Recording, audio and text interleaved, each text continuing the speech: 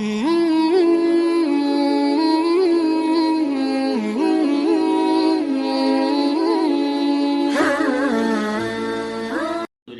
العالمین والصلاة والسلام علی اشرف الانبیاء والمرسلین وعلی آلہ واصحابہ اجمعین اما بعد فاعوذ باللہ من الشیطان الرجیم بسم اللہ الرحمن الرحیم قال رسول اللہ صلی اللہ علیہ وسلم من لم يدع قول الزور والعمل به فلیس للہ حاجۃ ان یدع طعامہ وشرابہ۔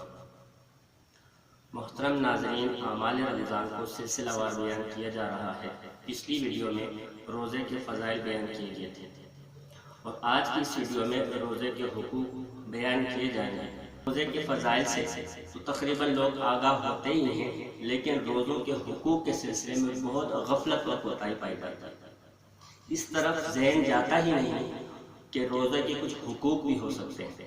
کتنے اللہ کے بندے ایسے جو سرے سے روزہ رکھتے ہی نہیں، اور ایک بہت بڑی تعداد روزہ رکھنے والوں کی ایسی ہے کہ روزہ اس طرح رکھتے ہیں کہ روزے کی حالت میں کھانا پینا تو چھوڑ دیتے ہیں، لیکن اس کے علاوہ گناہ کا کوئی کام نہیں چھوڑتے۔ ہر وہ کام جو رمضان کے علاوہ میں کر رہے تھے تو رمضان میں بھی نہیں کر رہے۔ بس اتنی بات جانتے ہیں کہ روزہ فرض ہے، اور روزے کی فضیلت یہ ہے کہ من صام رمضان ایمانا واحتسابا غفر له ما تقدم من ذنبه، کہ جو رمضان کے روزے ایمان اور اسی طرح ثواب کی امید سے رکھے تو اس کے گناہ معاف ہو جاتے ہیں۔ لیکن یہ بات جاننے کی کوشش نہیں کی جاتی کہ وہ کون سے روزے ہیں یا وہ کیسے روزے ہیں جو اللہ کو مطلوب ہیں، جن سے گناہ معاف ہوتے ہیں۔ تو یاد رکھیں کہ ہر روزہ نہ تو گناہ کی معافی کا ذریعہ بنتا ہے اور نہ ہی ہر روزہ اللہ کو مطلوب۔ وہ روزہ جو گناہوں کی معافی کا ذریعہ بنتا ہے یا وہ روزہ جو اللہ کو مطلوب ہے، وہ کون سا ہے؟ جو گناہوں کی آمیزش سے پاک۔ چنانچہ حدیث میں آتا ہے، بخاری شریف کی جو حدیث، لم یدع قول الزور والعمل به فلیس للہ حاجۃ ان یدع طعامہ وشرابہ، جو روزے کی حالت میں جھوٹی بات اور اس پر عمل کرنا نہیں چھوڑتا، جہالت کی باتیں نہیں چھوڑتا، تو اللہ کو اس کے بھوکا رہنے کی کوئی ضرورت نہیں۔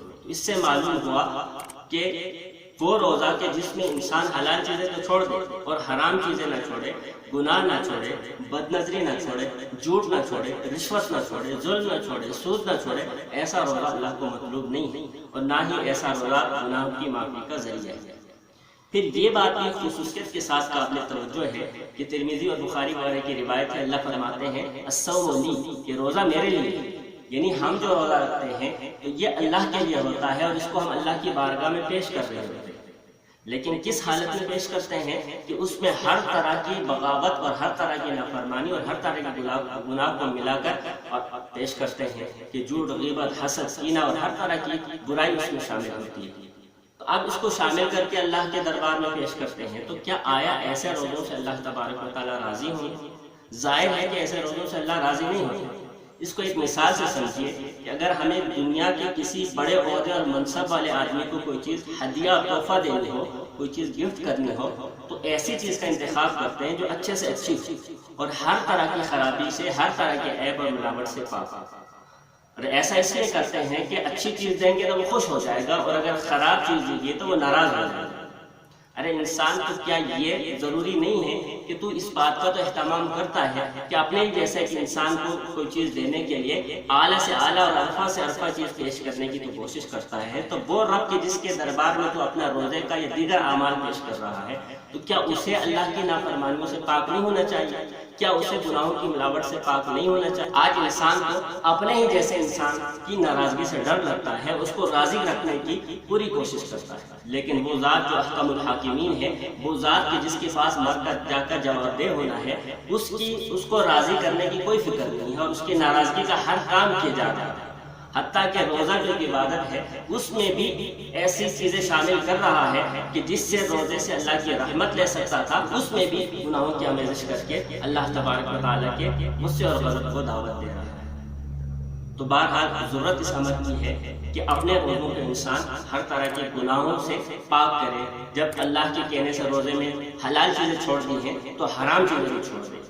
ایسا نہ ہو یہ گناہوں کی ملاوٹ والے روزے جب اللہ تبارک و تعالیٰ کی یہاں پیش ہو تو ان کا حال بھی وہی ہو جیسے نماز کے متعلق بعض روایات میں آتا ہے کہ نماز اگر صحیح نہ ہوگی، اچھے طریقے سے نہ پڑھی گئی ہوگی، تو پرانے کپڑے کی طرح لپیٹ کر نمازی کے منہ پر مار دی جائے گی۔ تو کہیں ایسا نہ ہو کہ ملاوٹوں والا روزہ روزے دار کے منہ پر مار دیا جائے، بڑی خطرے کی بات ہے۔ تو روزے میں حلال چیزوں کے چھوڑنے کے ساتھ حرام چیزوں کو، اللہ کی نافرمانی کے کاموں کو چھوڑنے کی انتہائی ضرورت ہے۔ اور ترمذی میں حدیث آتی ہے، رمضان میں ایک اعلان کرنے والا یہ اعلان کرتا ہے، یا باغی الخیر اقبل، ایک خیر اور بلائی کی طلب کرنے والے آگے بڑھ۔ عام دنوں میں تو تم نیکی کرتا ہی تھا، لیکن رمضان کی برکات سے فائدہ اٹھا کر تو خوب اور محنت کر کے زیادہ سے زیادہ نیکیاں کر۔ یا باغی الشر اقصر، اور وہ اللہ کی بغاوت کرنے والے، تو نے غیر رمضان میں تو اللہ کی نافرمانی کر کر کے اللہ کو ناراض کر دیا ہے، تو اب تو کم از کم تو رمضان کے مہینے میں بس کر دے، رمضان میں تو توبہ طائب ہو جائے۔ تو اس روایت کا تقاضا بھی ہے کہ انسان گناہوں اور نافرمانی کو چھوڑ دے۔ اللہ فرماتے ہیں وَذَرُوا ظَاهِرَ الْإِثْمِ وَبَاطِنَهُ، کہ ظاہری اور باطنی گناہ چھوڑ دو۔ تو نجات کا راستہ اسی میں ہے، اور روزے کا جو مقصد بیان کیا گیا ہے، تقویٰ اسی چیز کا نام ہے کہ انسان گناہ چھوڑ دے۔ تو اگر ہم نے ایسے روزے رکھے کہ جس میں ہم نے اللہ تبارک و تعالیٰ کی نافرمانی چھوڑ دی، تو انشاءاللہ تقویٰ کا یہ وصف بھی پیدا ہوگا، اور ایسے روزے اللہ تبارک و تعالیٰ کے یہاں معافی کا ذریعہ ہوں گے اور اللہ کی خوشنودی کا ذریعہ ہوں گے۔ دعا ہے جو کچھ کہا سنا کہ اللہ تعالیٰ اس پر مجھے اور آپ کو عمل کرنے کی توفیق عطا فرمائے۔ اسی طرح کی مزید ویڈیوز کو دیکھنے کے لیے ہمارے اس چینل تعلیم اسلام میڈیا کو سبسکرائب کریں، اور اس ویڈیو کو اپنے دوستوں کے ساتھ شیئر کریں، کیا پتہ کسی کی اصلاح کا ذریعہ بن جائے۔ وآخر دعوانا الحمدللہ رب العالمین۔